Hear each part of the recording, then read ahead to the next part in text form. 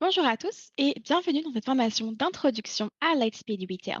Mon nom est Caroline et je vais être là aujourd'hui pour vous guider à travers cette première formation. Nous allons être là à peu près pendant une durée d'1 heure.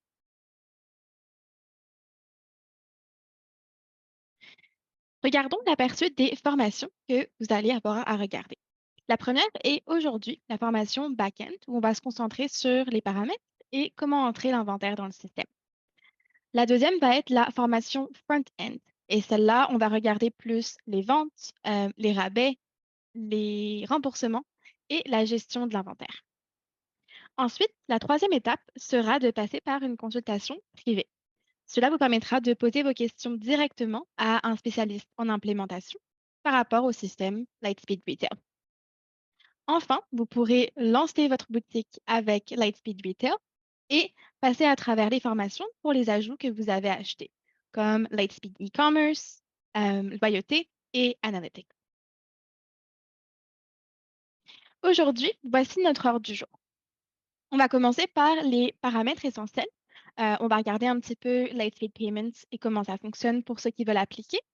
Et ensuite, nous allons passer à travers mon compte pour regarder la création des employés et puis des paramètres essentiels à regarder, les taxes et les rabais. Ensuite, nous allons passer à travers l'inventaire et comment ajouter des catégories, comment créer des articles et les différents types d'articles qu'on peut créer et l'importation à partir d'un fichier Excel.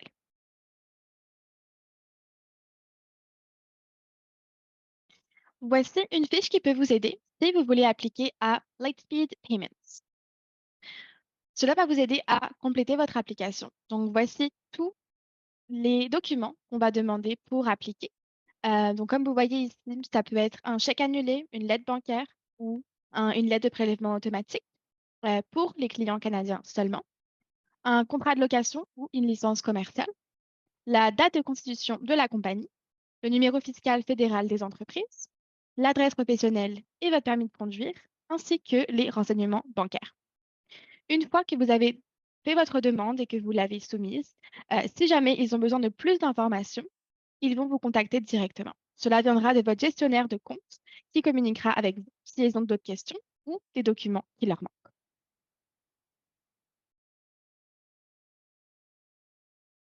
Nous allons commencer par regarder comment se connecter à votre compte Lightspeed Retail. Pour se connecter, vous pouvez aller sur Google directement. On recommande d'utiliser soit Google Chrome ou Firefox, ceux qui sont les meilleurs afin de se connecter sur Lightspeed. Pour se connecter, vous pouvez tout simplement taper Lightspeed, R-Series, Login. Vous allez vous retrouver sur la page ici pour se connecter. À partir d'ici, vous allez sélectionner Retail POS R-Series. Et ici, vous allez mettre votre courriel et votre mot de passe. Vous devriez avoir reçu ça par courriel. Si jamais vous ne l'avez pas, vous pouvez toujours cliquer sur Oublier mon mot de passe et vous pourrez mettre votre courriel et vous pourriez recommencer un nouveau mot de passe à zéro. Nous allons nous connecter sur mon compte directement. D'abord, je vais vous parler de ce bouton d'aide qu'il y a en bas à gauche. Cela va pouvoir vous aider lorsque vous commencez à connaître un petit peu mieux le système. La première chose qu'on peut faire, c'est rechercher dans le centre d'assistance. Le centre d'assistance est un centre où nous travaillons pour rajouter des guides pour vous aider ainsi que des vidéos. Donc, il y a beaucoup, beaucoup de ressources où on peut aller chercher à travers ça. Un bon exemple serait, si je veux chercher dans le centre d'assistance, je peux écrire ici des mots-clés que je veux chercher. Par exemple, faire une vente.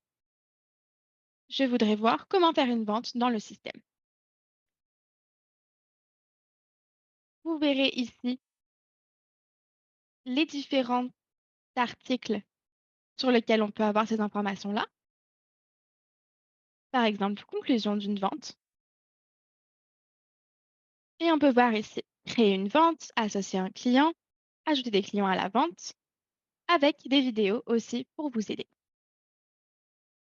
Donc, je recommande fortement de passer à travers ça, regarder le centre d'aide dès que vous avez une question pour vous aider. Maintenant, le centre d'aide est pratique et a beaucoup de réponses, mais il arrive des fois qu'on ait besoin de parler à une personne. Vous pourrez toujours contacter notre soutien technique. Donc, des fois, il y a ici le clavardage qui est disponible pour qu'on puisse parler directement par clavardage à notre support technique. Si jamais ils ne sont pas disponibles, ce qui arrive en dehors des heures d'ouverture, on peut leur laisser un message ou on peut appeler aussi le soutien technique. Le soutien technique en français est ouvert du lundi au vendredi de 9 heures à 17 heures. Par contre, si vous parlez anglais, le soutien anglophone est disponible 24 heures sur 24. Donc, s'il y a une urgence, vous pourrez toujours contacter ça ou nous laisser un message et ils vous répondront dès qu'ils peuvent. Si jamais vous contactez le soutien technique, ils vont vous demander deux choses. La première, ce sera ce numéro-là ici, qui est votre numéro de compte.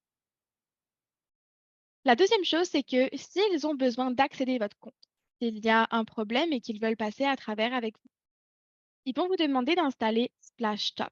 Et cela vous permettra de partager avec eux les problèmes que vous avez et ils pourront vous aider à les régler. Donc, je recommande, si vous pouvez, de l'installer avant même d'avoir besoin de contacter le support technique. Comme ça, c'est déjà enregistré.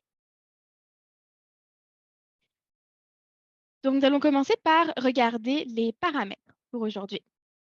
Donc, paramètres, ici à gauche. Et nous allons aller dans boutique en premier. La première chose à vérifier, ça va être les adresses, numéros de téléphone qu'on a indiqués ici. Si vous voulez modifier ces informations-là, on peut cliquer directement sur le nom de la boutique et nous pouvons modifier l'adresse ici. Nous pouvons modifier la ville, numéro de téléphone et courriel. Cela sera important parce que ces informations-là peuvent se retrouver sur votre reçu de vente. Donc, on veut être sûr que les informations qu'on a ici sont bien pour notre magasin et non pas nos informations privées. Lorsqu'on a fini, on enregistre les modifications. Pour retourner en arrière, je ne recommande pas d'utiliser les flèches en haut. Cela peut des fois enlever ce qu'on a enregistré ou ne pas nous amener au bon endroit. Donc, vous pouvez utiliser ce qu'on a ici et ici comme des flèches pour nous guider jusqu'à là où on était avant. Donc, on est passé par paramètres, boutique et puis le nom de ma boutique. Donc, je vais retourner sur boutique pour avoir ces options-là. Si vous aviez plusieurs boutiques, vous devriez avoir un bouton en haut à droite qui dit Rajouter une boutique. Et dans ce cas-là, vous pouvez en rajouter plusieurs, comme j'ai ici. Pour personnaliser un peu plus d'informations sur cette boutique, nous allons cliquer sur Personnaliser. Ici, vous voulez bien vérifier que le fuseau horaire est sur la bonne heure, car cela va être visible sur les rapports et sur les reçus des clients également. Ici, si vous aviez prévu d'utiliser le service, si vous êtes par exemple un magasin qui vend des vélos ou si vous donnez des services en général et que vous voulez avoir un endroit pour les repérer, vous pouvez avoir ici le service et la main-d'œuvre avec un taux horaire de service. Donc, si vous chargez 100 $ pour tous les services par heure à vos clients, vous pouvez l'indiquer ici. Cela peut aider par la suite, mais si les prix changent dépendamment des services ou dépendamment des horaires, ne vous inquiétez pas, vous pouvez laisser ça à zéro. Vous aurez plus d'options après dans le service directement de mettre les prix qui vous conviennent. Ici, on peut aussi modifier quelques étiquettes de produits. Donc, si vous vouliez utiliser Lightspeed afin de imprimer les étiquettes pour vos produits, vous pouvez choisir ici le titre que vous voulez. Vous pouvez choisir qu'est-ce que vous voulez qu'il soit affiché. Et ça, c'est vraiment juste une petite partie qu'on peut aller personnaliser. Dans les paramètres, il y a un autre paramètre spécifique pour personnaliser encore plus les étiquettes, où on peut rajouter de l'information, on peut changer où l'information va se trouver. Et je vous montrerai un petit peu plus tard où est-ce qu'on peut faire ça. Nous allons aller dans la section caisse, dans ce petit menu-là. Dans les caisses ici, on peut aller modifier les caisses auxquelles on a accès. Donc, par exemple, je vais en supprimer une ici pour vous montrer comment l'ajuster. Si vous avez une caisse dans votre magasin, dans ce cas-là, vous pouvez utiliser la caisse qui est déjà créée en bas. Dans votre compte, elle s'appelle probablement caisse 1. Vous pouvez aller modifier son nom si vous voulez et l'utiliser comme caisse.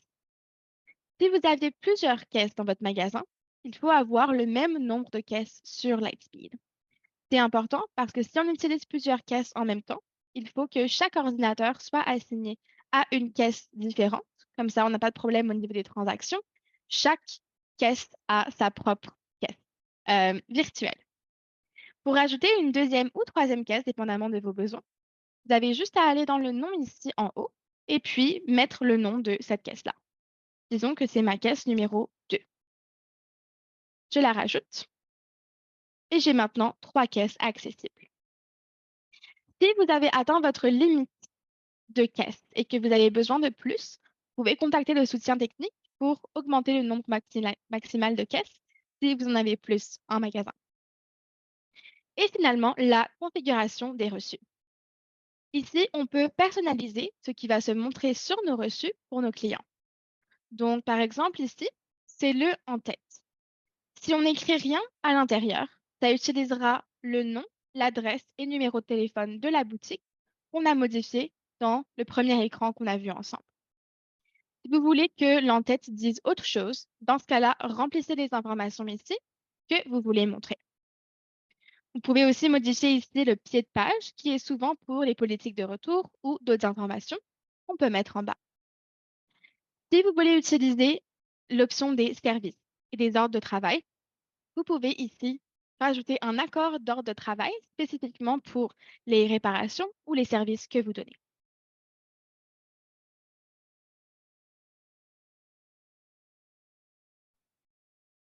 Parfait. Nous allons repasser sur les paramètres. La deuxième chose que nous allons revoir ici est comment rajouter des employés à votre compte. Donc, il y a deux notions différentes à savoir pour les employés. La première, c'est le type de permission qu'on peut donner à nos employés. Pour voir le type de permission qu'on peut donner, nous allons aller dans les rôles du personnel. Ici, vous allez voir qu'il y en a 4 déjà créés par défaut. On a administration, associé, gestionnaire et propriétaire.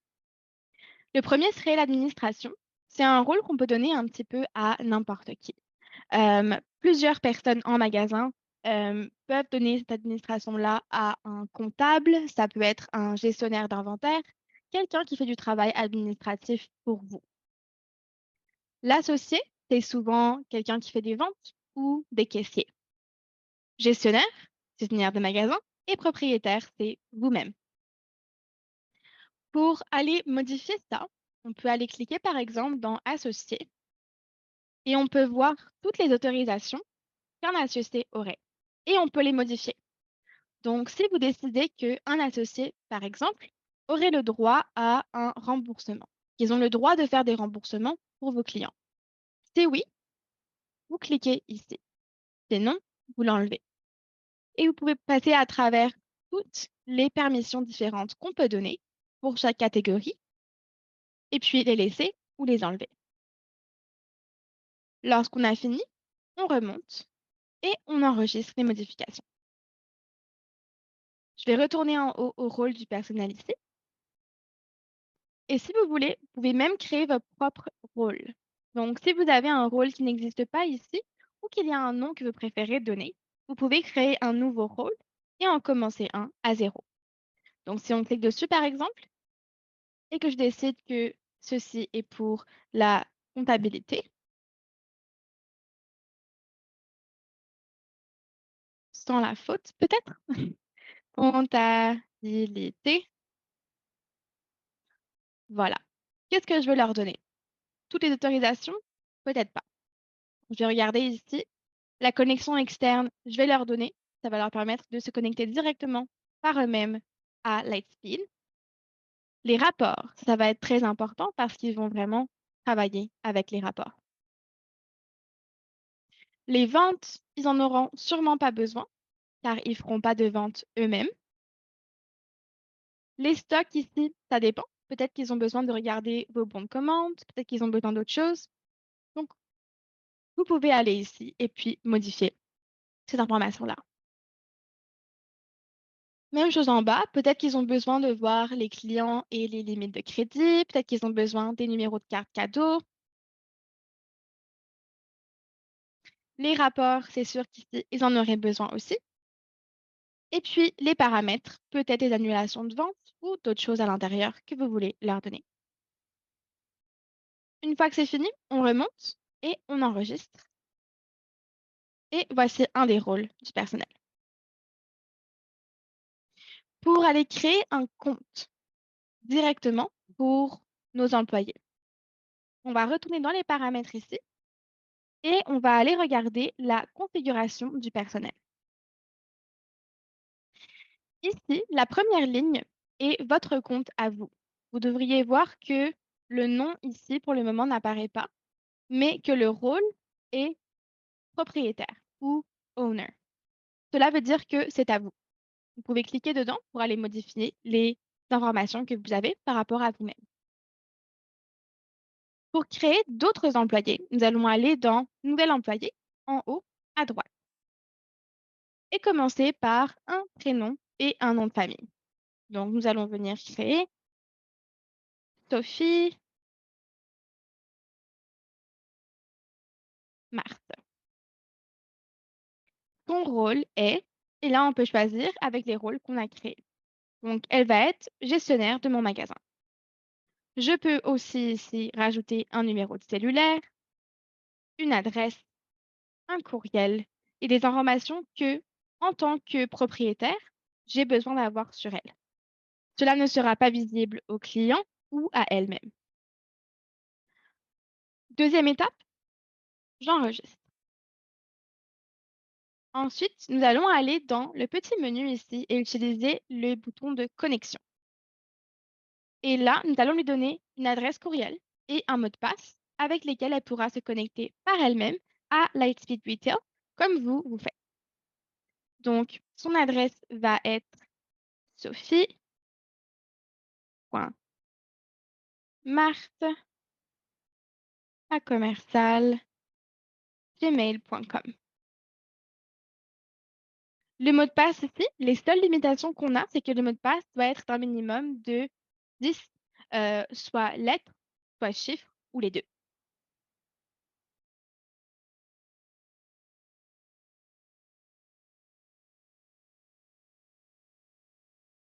Lorsqu'on a fini, on enregistre les modifications. La dernière partie est de définir un NIP si on veut que nos employés aient un NIP. Les NIP vont être pratiques et puis on ira à travers quelques paramètres après pour vous montrer à quoi ça pourrait servir. Pour l'activer, on va aller ici et créer un à 3 ou 4 chiffres. Et puis enregistrer les modifications. Si je retourne sur ma liste du personnel, vous allez maintenant voir que j'ai tous les prénoms, incluant Sophie Marthe, qui est gestionnaire, pardon, et qui a un PIN d'accès et une connexion externe. Parfait.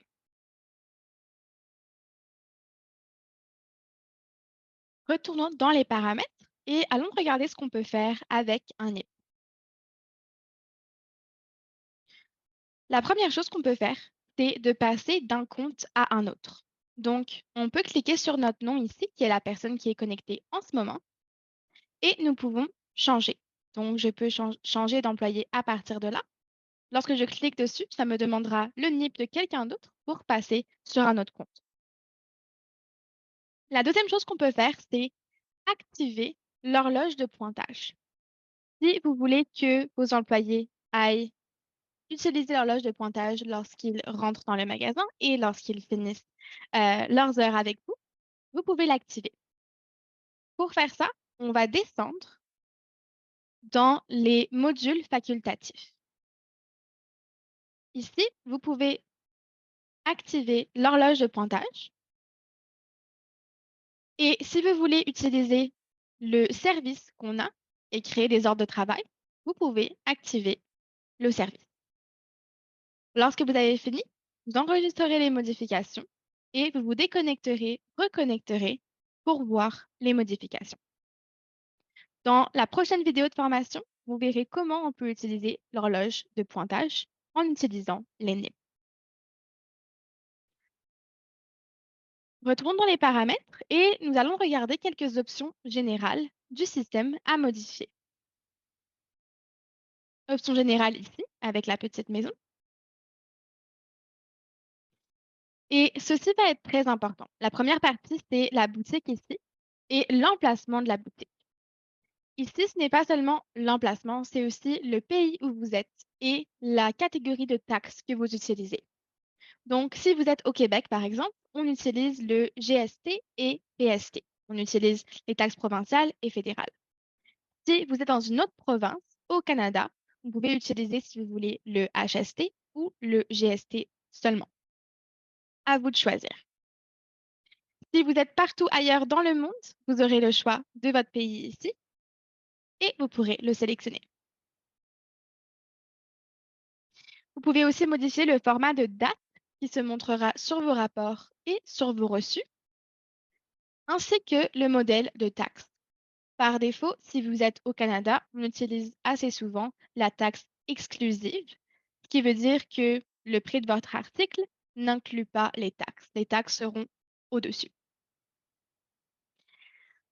Pour ceux d'entre vous qui vont utiliser Lightspeed Ecom et qui voudront faire un site à partir de Lightspeed, vous pouvez décider de vous sauver un petit peu de temps et publier automatiquement les articles sur Ecom. Cela veut dire que lorsque nous avons regardé comment rentrer l'inventaire, ces articles-là seront disponibles pour vous du côté e-com de publier plus tard pour vos clients.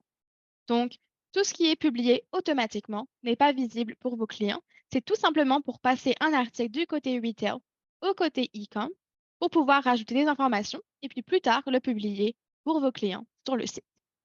Donc, si vous planifiez de vendre tous les articles que vous mettez sur Retail, ensuite sur e-com. Dans ce cas-là, activez ici Publier automatiquement sur e-com. Ici, on peut modifier les délais de connexion automatiques. Donc, par exemple, dans mon cas, j'ai mis que à 1000 minutes, le système me déconnecte complètement. Donc, il faut que je me reconnecte avec mon courriel et mon mot de passe. On peut aussi en faire un en utilisant le NIP qu'on a vu tout à l'heure. Donc ici, je peux dire qu'au bout de 15 minutes où personne n'utilise le système, je demande à l'ordinateur de vérifier le NIP de la personne qui est derrière. Cela permettra, surtout si vous avez un magasin qui a du monde dedans, d'être sûr qu'il n'y a pas la mauvaise personne derrière l'ordinateur. Ensuite, il y a plus d'options qu'on peut faire en bas par rapport aux caisses.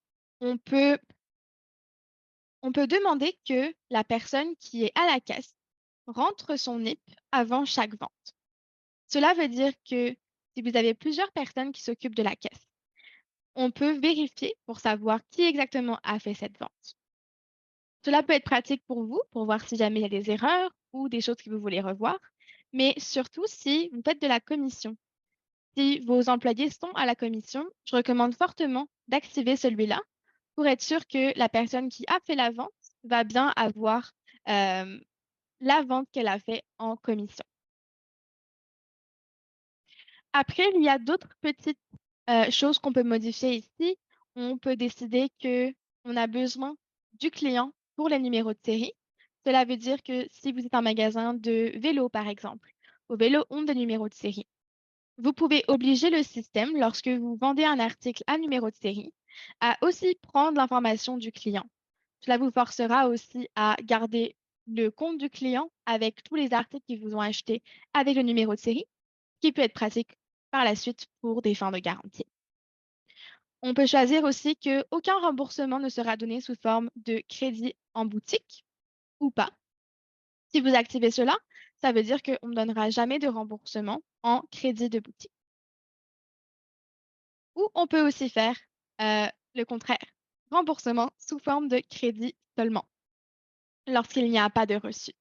On peut choisir de faire ça également. Il y a d'autres petites choses que vous pouvez passer à travers ici, qui vont être plus personnelles à vous. Je vous recommande de passer à travers pour être sûr que tout fonctionne de votre côté. On va retourner en haut et puis enregistrer les modifications.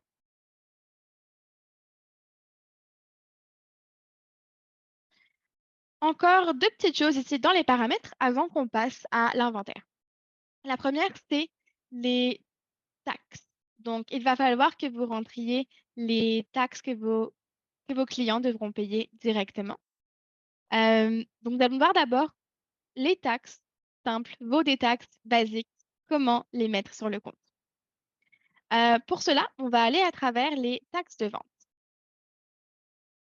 Vous allez cliquer sur la première, Sales Tax ou taxe de vente. Vous pouvez modifier le nom en haut ici si vous le souhaitez. Et puis, ici, rentrez les informations sur la GST et PST que vous chargez.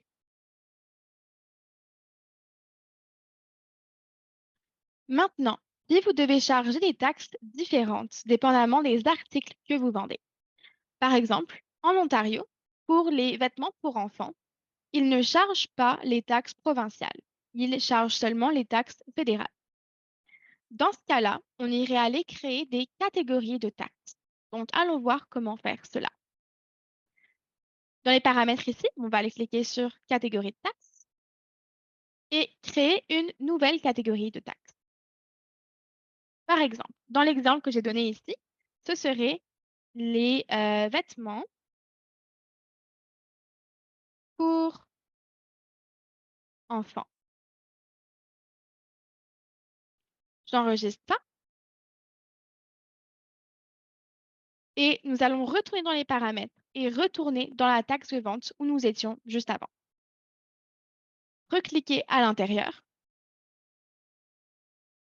et sur la droite, allez choisir la catégorie de taxes où les taxes vont être différentes par rapport à l'article que vous vendez. Donc, dans mon cas, tous les vêtements pour enfants vont être taxés à 5% seulement et non pas presque 15%.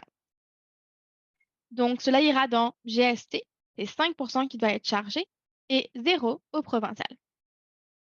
Je clique sur Ajouter un nouveau taux et le tour est joué. Et vous pouvez continuer ici à créer d'autres catégories si vous le souhaitez avec d'autres taxes.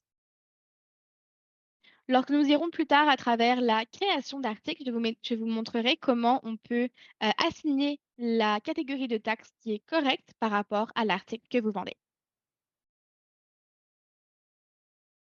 La dernière chose qu'on va voir ici dans les paramètres, c'est les réductions. Donc, les réductions qu'on peut donner à la caisse doivent être créées avant de pouvoir les donner. Donc, il y a ici une option qui s'appelle réduction où on peut aller les configurer pour pouvoir les donner à la caisse. On va cliquer ici. Vous voyez ici des réductions de base que j'ai créées et je vais vous montrer comment vous pouvez créer les vôtres. Et ici, on veut vraiment créer une sorte de banque avec toutes les réductions les plus communes que vous pouvez donner lorsque vous êtes à la caisse. Cliquons sur Nouvelle réduction et on peut choisir est-ce que c'est en pourcentage ou est-ce que c'est fixe. Notez que une réduction en pourcentage, on peut le donner sur la facture au complet ou on peut la donner sur les articles individuels dans notre facture. C'est à nous de choisir. Comparé aux réductions fixes, qui sont en général 5 dollars de moins, 10 dollars de moins, 15 dollars de moins, etc. Cela, on ne peut que les donner sur des articles individuels dans notre facture et non pas sur la facture au complet.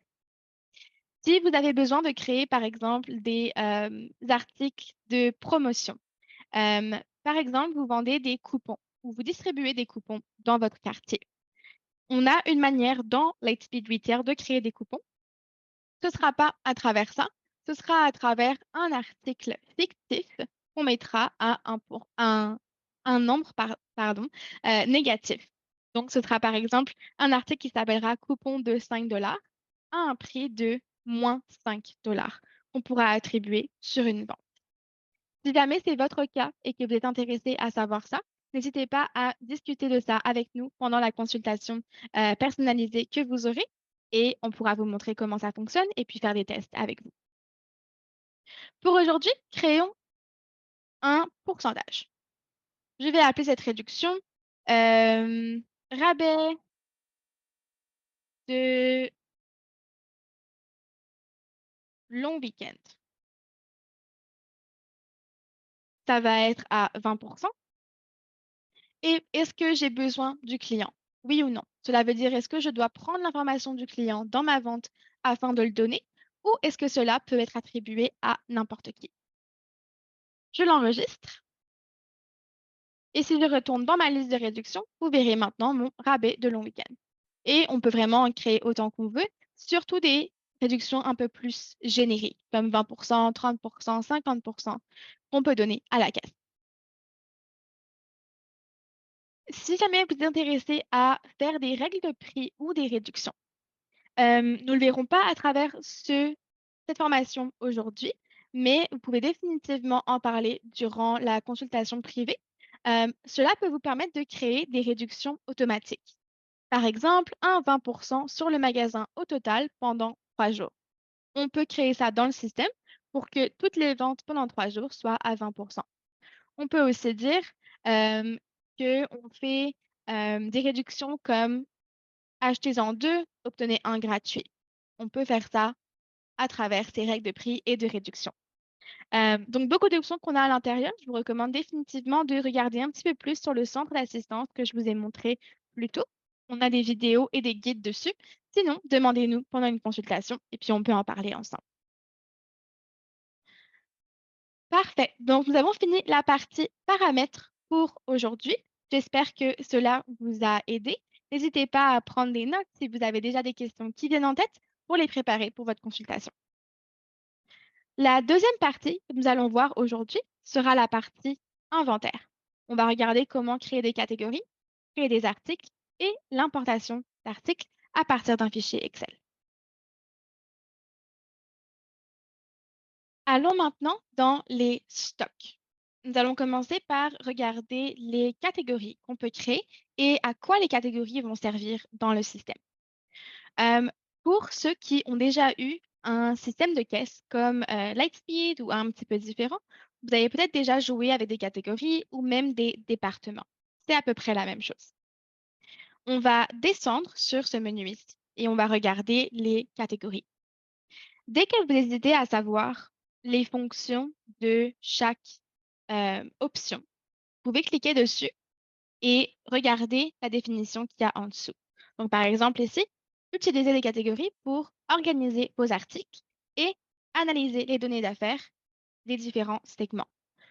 Cela veut dire que les catégories vont organiser notre inventaire. Les catégories ne sont pas notre inventaire, c'est vraiment comme des petits dossiers pour organiser nos articles. Cela va aussi nous servir pour les rapports. Lorsqu'on va aller un peu plus dans les rapports, regarder les genres de rapports qu'on peut avoir, vous allez voir rapidement que on peut décider qu'un rapport va regarder une catégorie. On peut cliquer dessus et dire, bah, pour ce rapport-là, je veux simplement regarder mes ventes de vélos, par exemple. Ou pour ce rapport-là, je voudrais regarder les ventes d'accessoires de vélo. Donc, dépendamment de vos catégories et comment elles sont organisées, vous pourrez avoir des rapports un peu plus précis sur l'information que vous recherchez. Cliquons dessus et je vais vous montrer comment on peut créer les catégories. Vous voyez ici que j'en ai pas mal qui sont déjà créés avec des catégories et sous-catégories. On va aller en faire quelques exemples ensemble et puis voir à quoi ça peut servir. Donc, on va commencer par une nouvelle catégorie en haut à droite. Ici, le nom d'une catégorie la plus importante. Par exemple, mettons vêtements. J'enregistre et il me manquait le petit chapeau. Et en dessous de vêtements, on va aller mettre plus d'informations. Donc, je peux rajouter une sous-catégorie. Par exemple, haut, bas, accessoires, accessoires. Et puis, continuez comme ça avec toutes les sous-catégories que vous voudriez pour la catégorie qui s'appelle vêtements. Je peux plus détailler si je veux. Je peux aller dans haut et dire j'ai des camisoles, j'ai des sweatshirts et je peux continuer ici à lister plus de types d'articles que je peux avoir dedans. Je peux retourner sous ma catégorie ici et dire, mais je veux aussi modifier les bas parce que j'ai des pantalons, j'ai des jupes, j'ai des shorts, etc. On retourne dans les catégories en haut ici. Et puis, je peux aller dans accessoires et dire, ben ici, j'ai des ceintures, j'ai des boucles d'oreilles, peu importe. Si je retourne voir toutes mes catégories, on va se concentrer ici sur la dernière que j'ai créée, vêtements, accessoires, boucles d'oreilles, ceinture. Vous voyez en bas ici, on a les bas et on a les hauts. Ces catégories-là, pardon, vont servir à ce que j'ai dit plus tôt. Donc, catégoriser et nous aider pour les rapports. Mais il y a d'autres raisons pour lesquelles on peut les utiliser. Pour ceux qui vont aussi utiliser Lightspeed Ecom et créer un site à partir de Lightspeed, cela va aussi devenir des menus pour que nos clients puissent choisir des articles. Donc, par exemple, l'option ici est avec des menus anglais, mais vous pourrez voir un petit peu à quoi ça ressemble. Si je passe de mon côté e-com et que je vous montre mon site, vous verrez en haut ici que lip products, par exemple, c'était une catégorie. Et puis en bas, j'avais les baumes à lèvres et les scrubs à lèvres. Je peux aller cliquer sur n'importe lequel et ça me donnera les articles qui sont contenus dans ces catégories. Donc, à réfléchir si vous avez prévu d'utiliser Lightspeed Ecom afin de faciliter un petit peu la transition.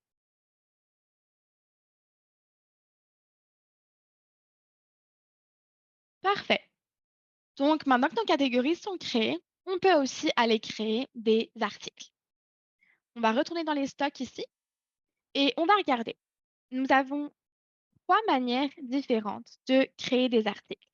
Nous avons un nouvel article, nous pouvons importer les articles et nous pouvons créer des matrices. Un nouvel article sera pour un article que vous vendez tel quel. Par exemple, un carnet. Un carnet que vous vendez, il n'a qu'une seule taille, qu'une seule couleur. Il n'a pas de variant. On va le créer à partir d'ici. Par contre, si vous vendez des camisoles, des pantalons, des jupes, on va forcément avoir plusieurs couleurs, plusieurs tailles ou d'autres variants qu'on va créer à partir d'une matrice. Commençons par un nouvel article simple en tant que tel et nous irons à travers la matrice juste après. Un nouvel article ici, on va commencer par le nom de l'article qui est dans la description. Donc, le nom de l'article ici, ça va être euh, un carnet. Carnet rouge, on va mettre. Ma quantité est de 5. Ici, je peux mettre les codes de ce carnet. Donc, si le carnet vient déjà avec un code imprimé dessus, il va falloir analyser les genres de codes que vous avez. Beaucoup d'articles qu'on a en général en magasin viennent avec un CUP. Si l'article vient plus en anglais, ça s'appelle des fois UPC. Et c'est souvent des codes qui sont entre 11 et 12 chiffres. Si c'est le cas, ça ira dans ici, CUP. EAN, c'est spécifiquement pour les articles européens. Et ceux-là viennent souvent avec 13 chiffres dessus. Donc, s'il y a 13 chiffres, ça veut dire que c'est un produit européen. Ça ira dans EAN. Et ensuite, on a un peu plus de flexibilité avec les UGS personnalisés et UGS du fabricant. UGS du fabricant, souvent, ça a un mélange de chiffres et de lettres, même des fois de tirets ou d'autres caractères spéciaux. UGS personnalisé, on peut avoir un petit peu tout ce qu'on veut là-dedans. Si vous avez créé vos propres codes à un moment donné pour une raison ou une autre, ou s'il y a un autre code qui est affiché sur l'article où nous n'avons pas la possibilité ici de le mettre, vous pouvez le mettre dans cet UGS personnalisé. Tous les codes que vous rentrez ici seront par la suite scannables. Donc, on pourra scanner l'article pour le retrouver. Si l'article n'a pas de code, ne vous inquiétez pas, Lightspeed va créer un identifiant du système pour vous une fois qu'on sauvegarde l'article. Et on pourra imprimer des étiquettes à partir de ça si vous le souhaitez. On peut aussi, sans problème, vendre les articles sans qu'ils aient de code, tout simplement en cherchant leur nom, par exemple, leur catégorie, leur marque. On a vraiment plein d'options pour chercher les articles. C'est sûr que si vous en avez plusieurs milliers, d'avoir un code pourrait sauver un petit peu de temps. Ici, sous Organiser, on va lui donner une catégorie. Donc pour le moment, c'est aucune catégorie. Je vais aller cliquer sur ce aucune et dire que cela va aller dans mes accessoires, par exemple. La marque de ce carnet sera Kate Spade. Et ça, vous pouvez le créer directement.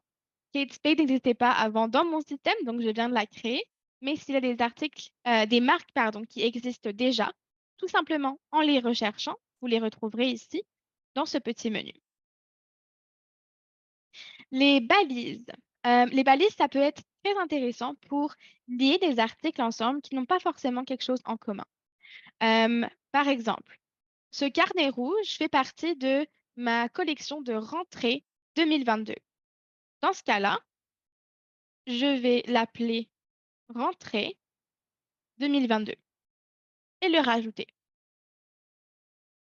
Je peux aussi mettre que c'est un article rouge et je veux voir comment tous mes articles rouges vendent.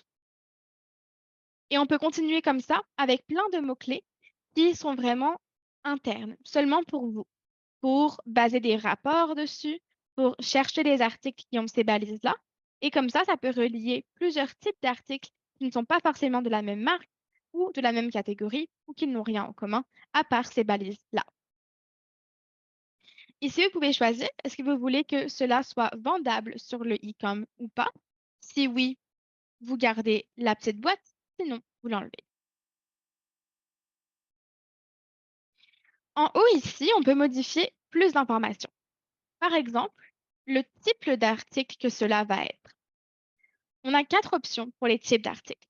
On a l'unité, qui veut dire que le carnet rouge se vend à l'unité, un seul. On a des boîtes. Par exemple, si vous vendez des pâtés pour chat. La pâtée pour chat souvent se vend un à un. Mais c'est possible que vous vendez aussi des boîtes. Par exemple, une boîte de 6, une boîte de 12, une boîte de 24. Et que tout cela ait leur propre code et leur propre prix. On peut, à travers Lightspeed, relier des boîtes et des unités ensemble et les faire communiquer. Par exemple, pourrait être une pâtée pour chat. Ensuite, je peux créer une boîte qui s'appelle boîte de 24 pâtés pour chat et nous pouvons les connecter ensemble. Comme ça, si jamais vous essayez de vendre de la pâtée pour chat, mais que vous n'avez plus d'unité, le système peut casser une boîte pour vous pour que vous puissiez en vendre un à l'unité. La boîte de 24, une fois vendue avec une seule unité, deviendra 23 unités. Si vous avez des questions sur ça, que vous avez besoin de l'utiliser, soit allez dans le centre d'assistance, regardez les petites vidéos qu'on a dessus, ou demandez-nous pendant la consultation privée que vous allez avoir, et on peut vous montrer comment ça fonctionne, faire quelques exemples avec vous. La troisième option est le montage. Et le montage peut être pratique pour des cadeaux, par exemple, si on crée des coffrets cadeaux. Disons que vous êtes un magasin de produits de beauté. Vous vendez un parfum, une crème et un rouge à lèvres pour Noël dans un cadeau. Mais vous allez prendre tout ça de quantités qui existent déjà. On peut faire un montage à partir de Lightspeed qui va être son propre coffret cadeau, par exemple, coffret cadeau Dior, où on va prendre les quantités, on va dire qu'il y a un parfum dedans qui existe déjà dans votre système, un rouge à lèvres et une crème. Et tout cela seront un montage, ce qui va être intéressant parce que tout ça va prendre les coûts que vous avez mis dedans et les calculer pour vous. Et ça peut avoir son propre prix, son propre code que vous pouvez aussi imprimer à partir de Lightspeed. Même chose, s'il y a des questions sur ça, n'hésitez pas à nous demander pendant une consultation personnelle et on peut y passer à travers avec vous.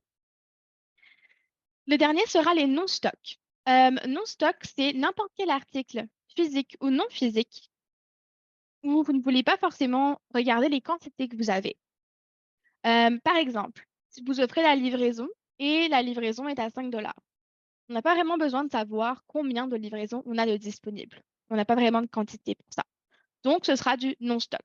On veut savoir combien on en vend, mais pas combien on en a physiquement. Même chose si vous faites des réparations de vélo, par exemple. Ce serait un non-stock. Ou des services de beauté. Ce serait un article non-stock. Dans notre cas aujourd'hui, c'est une unité. Si l'article possède un numéro de série, si vous vendez des vélos, des ordinateurs, des téléphones, des machines à café, cela aura un numéro de série.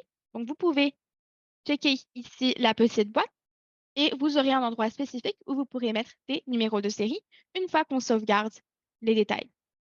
On peut aussi directement à la caisse mettre le numéro de série de l'article. Descendons dans la tarification. Prix par défaut est le prix de vente de votre article. Donc, ce carnet rouge va se vendre pour 12,99 $. Mon prix recommandé par mon fournisseur est de, tel que c'est le même prix, on va mettre pour moi que c'est à 13,99 $. Mon prix en ligne sera 12,99 € aussi. Et vous pouvez modifier l'information ici. Est-ce que j'autorise des réductions sur des articles? Oui ou non? Si oui, vous le gardez. Sinon, vous l'enlevez. L'article est bien taxable. La catégorie de taxe ici sera item. Item, c'est le défaut que vous avez mis. Dans notre cas, au Québec, presque 15%. Par contre, si vous êtes en Ontario et que cela est un vêtement pour enfants, vous pourrez sélectionner le vêtement pour enfants qu'on a créé au début de la formation aujourd'hui.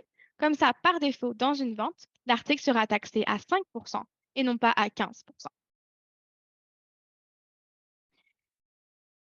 Le coût par défaut, donc ça, c'est le coût pour l'article que vous payez au fournisseur. Donc, cela me coûte 4,95 avec le fournisseur. Qui est mon fournisseur? Ici, je peux aller taper son nom ou le chercher s'il existe déjà. Mon fournisseur s'appelle Lavender Co. Supplies. Si l'article a un identifiant de fournisseur, vous pouvez ici aller le taper.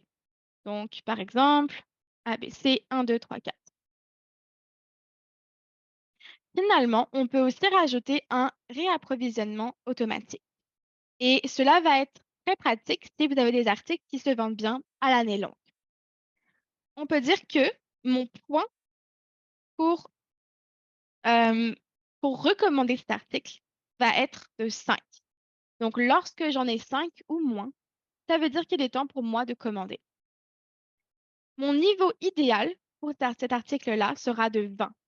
Donc, lorsque j'en ai 5, je voudrais en recommander 15. Je sauvegarde et l'article est maintenant créé.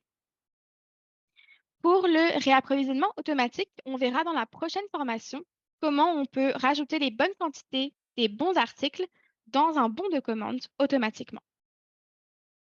Une fois qu'on a fini ici, on peut imprimer l'étiquette et on peut rajouter une étiquette à une liste d'étiquettes qu'on doit imprimer pour en imprimer plusieurs d'un coup.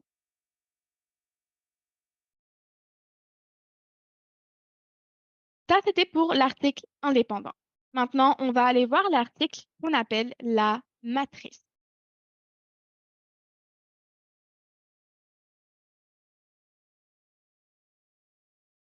Pour créer une matrice, nous allons aller dans la matrice. et nous allons créer une nouvelle matrice. Ici, vous verrez une liste de toutes les matrices existantes, donc tous les articles qui ont des variants qui existent déjà dans votre système. Pour créer un nouveau, on va aller sur Nouvelle matrice. Ici, vous voyez que le langage est très, très similaire à ce qu'on a vu tout à l'heure dans l'article de base. Description ici va être un petit peu différent. On ne va pas mettre les attributs de l'article. Voulant dire, si c'est un pantalon, on va mettre le nom du pantalon, le style du pantalon, mais on ne mettra pas encore les couleurs ou les tailles qu'ils vont avoir. Donc, par exemple, on va dire que ceci est un pantalon Calvin Klein évasé. Disons que c'est ça le nom de l'article. Mon type est toujours à l'unité. Ma catégorie, cela va aller dans vêtements, bas et pantalon. Ma marque va être Calvin Klein et mon fournisseur va être celui de d'habitude. Ceci est taxable sur ma catégorie de taxes de base, item.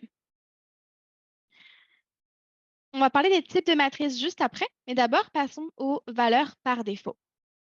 Si mon pantalon, peu importe la taille, peu importe la couleur, va être au même prix, on va le rentrer ici. Mais si le prix est différent, dépendamment de la taille ou de la couleur ou d'autres attributs, on va le laisser à 0 et on pourra les modifier plus tard. Dans mon cas, ce pantalon est toujours le même prix. Il se vend à 92,99. Le prix recommandé est le même et le prix en ligne est le même. Mon coût par défaut sur celui-là est à 43,50. Et je peux aussi rajouter des balises comme on l'a fait avant. En haut, on va aller choisir les attributs. Quels sont les variants de ce pantalon? Je peux choisir ici. Est-ce que c'est différentes couleurs, différentes tailles, que différentes couleurs ou 3 attributs autres? En bas, j'en ai créé des attributs moi-même que j'ai appelés comme je voulais pour des attributs qui n'existaient pas dans le système. On verra un tout petit peu plus tard comment vous pouvez créer cela si vous en avez besoin. Deuxième étape, enregistrer les modifications.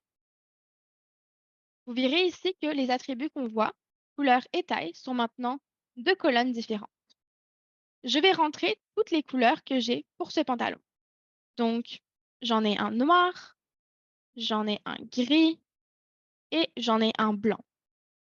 S'il y a plus de couleurs, n'hésitez pas à écrire plus. Vous verrez ici que vous avez plus d'options pour rentrer vos couleurs.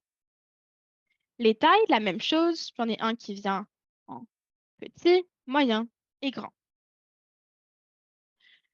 Ensuite, on enregistre encore une fois. Dernière étape, on va aller dans l'option matrice ici pour aller les créer. Donc, tout ce qu'on a fait avant, c'est comme si on faisait un petit peu le squelette de l'article, mais on ne l'a pas encore créé. Pour le créer, il faut aller ici et soit appuyer sur ce bouton-là, Generate All Matrix Items, et cela va générer tous les articles avec tous les variants. Ce qui veut dire que le noir vient dans toutes les couleurs, le noir vient dans toutes les grandeurs, le gris vient aussi dans toutes les grandeurs et le blanc.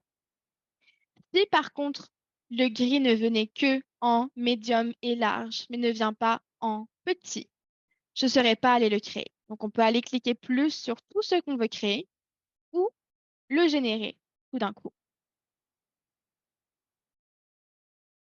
Ils sont tous créés maintenant et je peux aller modifier les informations un petit peu plus vite. Je peux aller dans Configurer, là où on était juste avant, descendre et modifier les prix pour chaque variant.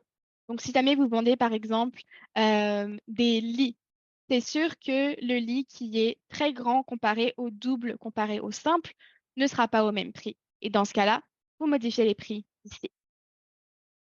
Vous pouvez aussi rentrer le code de chaque article à travers ça. L'article est maintenant créé et si je veux voir l'article avec tous les détails possibles dessus, je peux retourner dans mes stocks et dans ma recherche d'articles. C'est là où tous les articles, peu importe si c'est des matrices ou des articles normaux, peuvent aller se retrouver. Donc, on peut chercher notre pantalon. Il est ici, mon Calvin Klein, et je peux aller cliquer dessus et voir tous les détails de l'article. La seule différence, c'est que s'il fait partie d'une matrice, vous aurez ici un petit bouton qui dit matrice.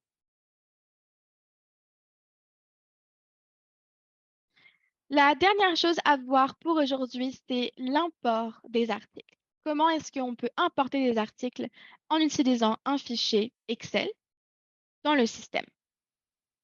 Pour faire ça, allons dans Importer des articles. Nous allons faire une nouvelle importation et c'est ici qu'on va trouver le modèle sur lequel se baser. Ce modèle-là a déjà toutes les informations sur tout ce qui peut être rentré dans le système. Donc, allons télécharger ce modèle et on va passer à travers. Sachez que le modèle ne vient que en anglais. Donc, tous les titres ici seront en anglais.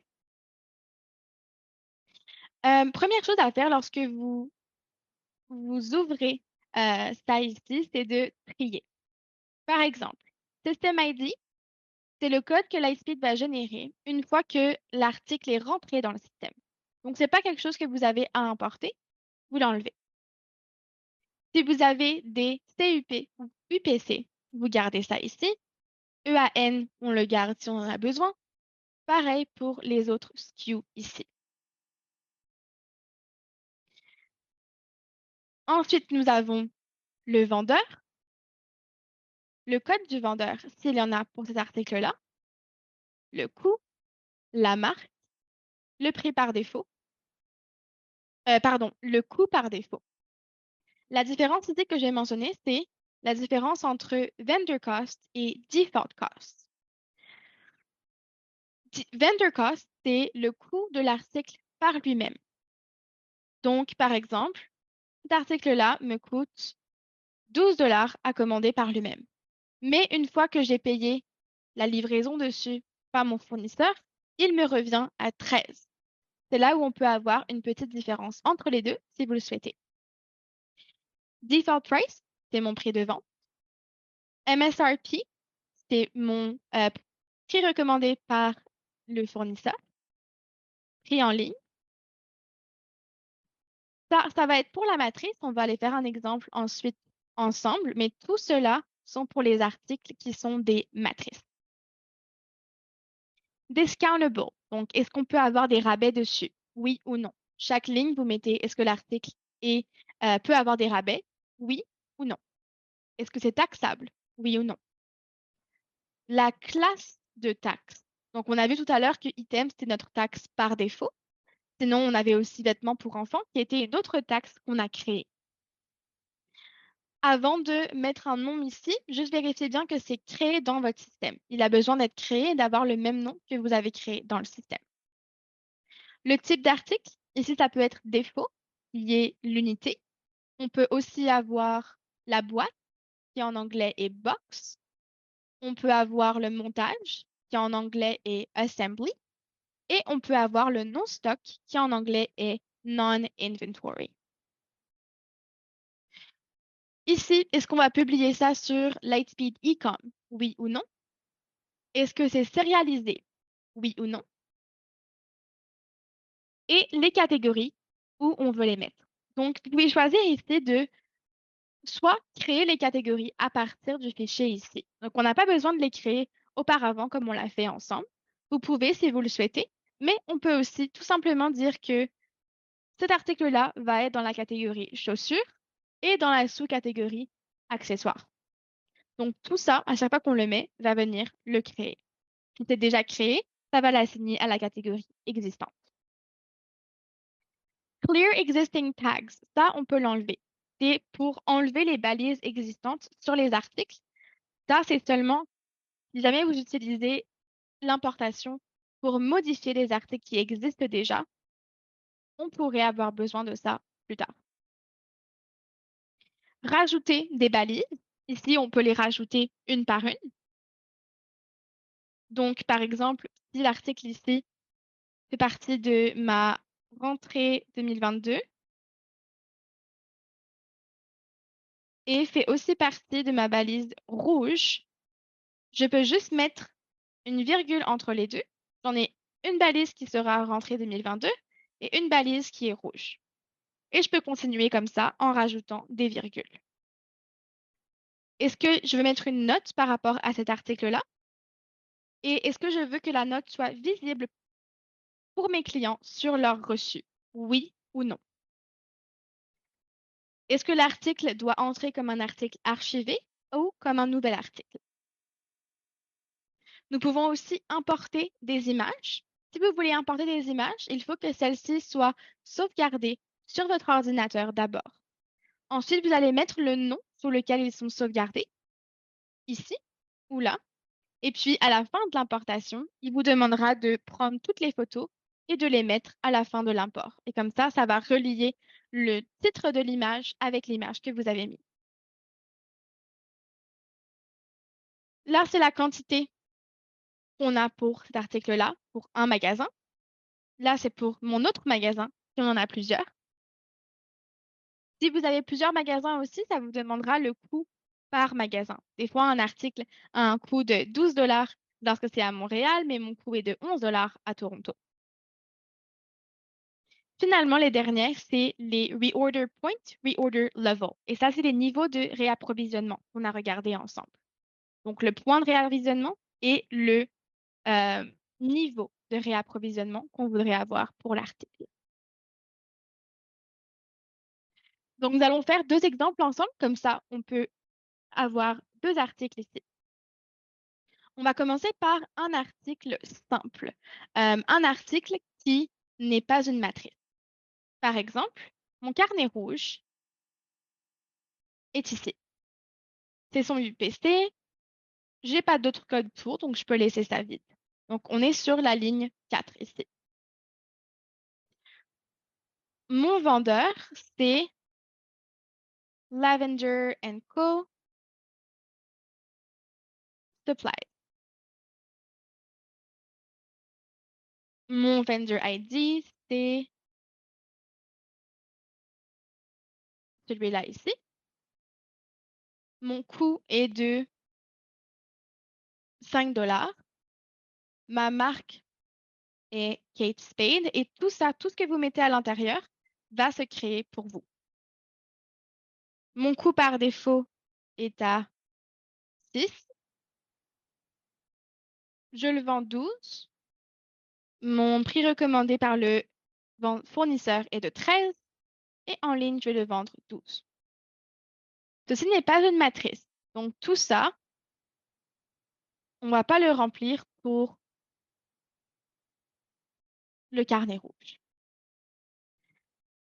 Je peux le mettre en rabais, oui, il est taxable, oui, à ma classe item, qui est mon défaut. L'article est aussi un article par défaut, donc soit défaut, soit unité. Je vais le vendre sur le e-com et ce n'est pas sérialisé, donc je vais mettre non. Cela appartient à ma catégorie accessoires et carnet.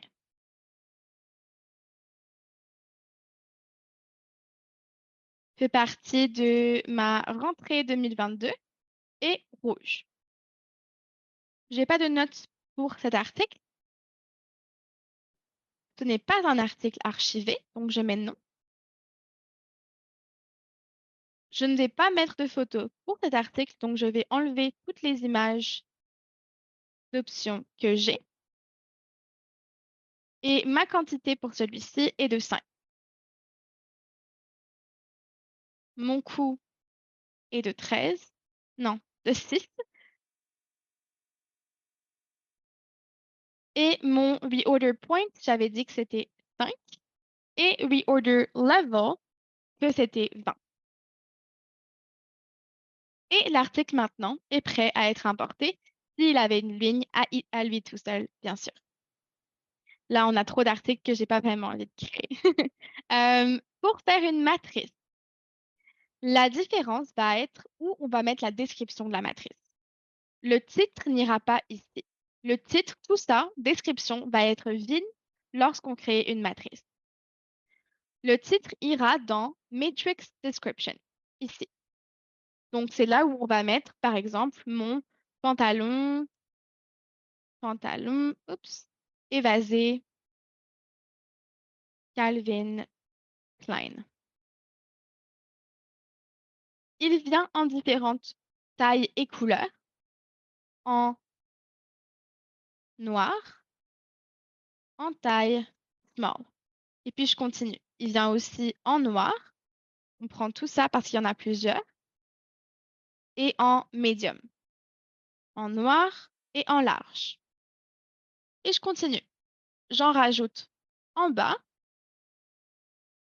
pour tous les variants que je vais avoir. Donc, tout ça vient aussi, descendons-les là, en blanc, en small. Même chose, en blanc, en medium et en large. Et finalement, en gris, en small, en gris, on rajoute un autre en bas, en small, en medium et en large.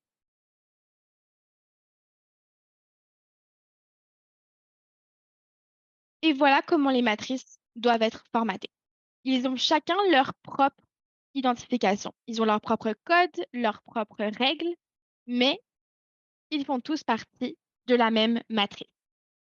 Maintenant, si vous voulez importer des articles qui ne viennent pas en différentes couleurs et tailles, ou que vous voulez avoir le nom en français et non pas en anglais, on peut absolument créer ça. Il faut juste d'abord qu'on le crée dans le système avant qu'on puisse les utiliser pour les importer ou les utiliser pour créer une matrice ici.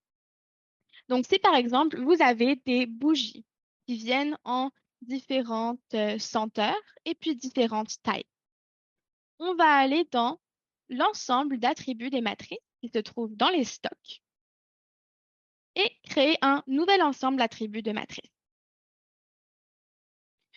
Je vais mettre ici que ça vient en différentes senteurs et tailles. Je vais garder ça au singulier. Je trouve que des fois, c'est un petit peu plus intuitif. Senteur ici et taille en deuxième. Attribut 1, ma senteur. Attribut 2, ma taille. Et je sauvegarde. Cela veut dire que la prochaine fois que vous créez une matrice, vous pouvez utiliser l'attribut senteur et taille. Vous pouvez aussi aller dans le fichier Excel qu'on a regardé ensemble ici et importer des bougies. Donc, par exemple, j'ai une bougie qui vient en différentes senteurs et tailles. Vérifiez bien que vous l'avez écrit de la même manière sur Lightspeed. Et puis, la senteur va être rose. C'est un peu mélangeant parce que rose est aussi une couleur. J'allais dire orange, aussi c'est une couleur. On va dire lavande. Lavande est en petit. Et on peut continuer comme ça avec lavande grande et puis rose petite, rose grande, etc. Une fois qu'on a fini de créer l'import, on a deux options. Vous pouvez soit contacter le support technique une fois que vous avez tout modifié ici et ils peuvent l'importer pour vous. Cela peut prendre plusieurs jours à ce qu'ils l'importent. Sinon, vous pouvez aussi l'importer par vous-même dans les stocks, dans Importer des articles, Nouvelle importation. Ici, vous allez sélectionner de créer uniquement des nouveaux articles. Vous choisissez votre fichier.